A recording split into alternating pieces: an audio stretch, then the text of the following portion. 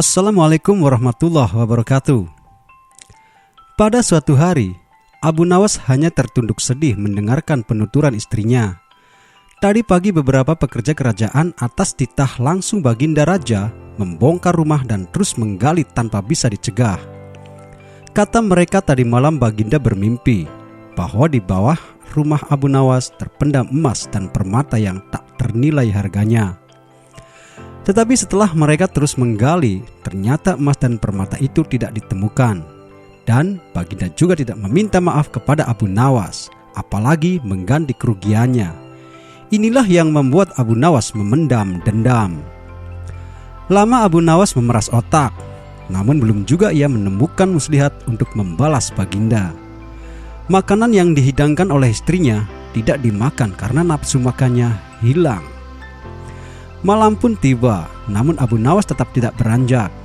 Keesokan harinya, Abu Nawas melihat lalat-lalat mulai menyerbu makanan Abu Nawas yang sudah basi. Ia tiba-tiba tertawa riang. "Tolong ambilkan kain penutup untuk makananku dan sebatang besi," Abu Nawas berkata kepada istrinya. "Untuk apa?" tanya istrinya heran. "Membalas Baginda Raja," kata Abu Nawas singkat. Dengan muka berseri-seri, Abu Nawas berangkat menuju istana. Setiba di istana, Abu Nawas membungkuk hormat dan berkata, "Ampun tuanku, hamba menghadap tuanku Baginda hanya untuk mengadukan perlakuan tamu-tamu yang tak diundang ini. Mereka memasuki rumah hamba tanpa izin dan berani memakan makanan hamba." "Siapakah tamu-tamu yang tidak diundang itu, wahai Abu Nawas?" sergap Baginda kasar.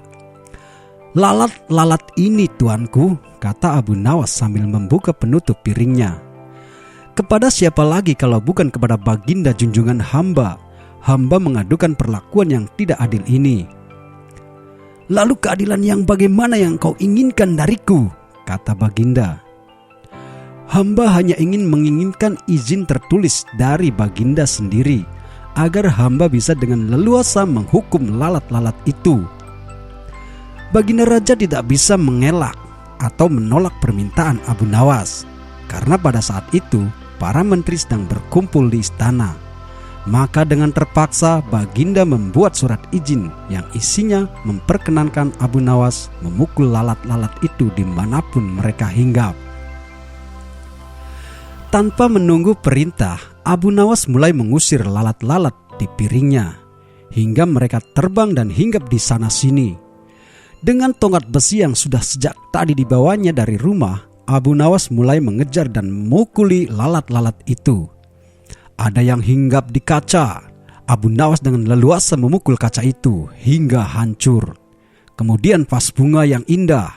Kemudian giliran patung hias, sehingga sebagian dari istana dan perabotannya remuk diterjang tongkat besi Abu Nawas. Bahkan Abu Nawas tidak merasa malu memukul lalat yang kebetulan hinggap di tempayan Baginda Raja. Baginda Raja tidak bisa berbuat apa-apa kecuali menyadari kekeliruan yang telah dilakukan terhadap Abu Nawas dan keluarganya. Dan setelah merasa puas, Abu Nawas mohon diri.